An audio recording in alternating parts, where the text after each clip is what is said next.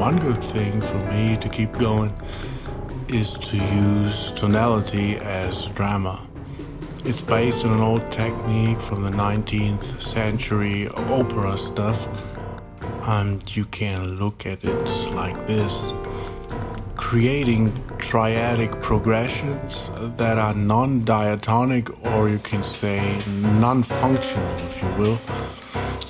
I have made a chromatic harmony chart you can download at paulkesslercomposer.com/chromatic. So, in this little cue, I constantly change the whole key and minor thirds upwards. What you get is a circle of minor thirds.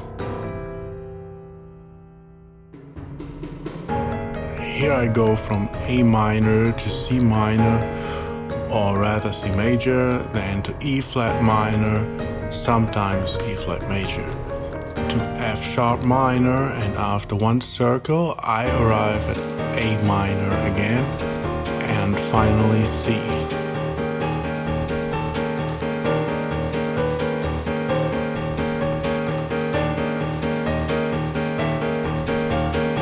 You can call this a rotation around the minor third circle. Of course, you can use other intervals or circles.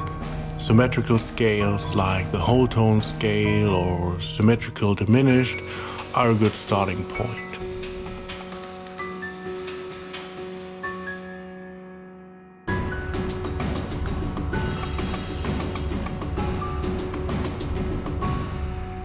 If you, like me, come from a more rock music background, this is something that you usually don't do too much in a song. But I think it's very useful when it comes to writing for film and TV. The constant modulation helps me at least to keep the whole thing going without having too many different parts and motives.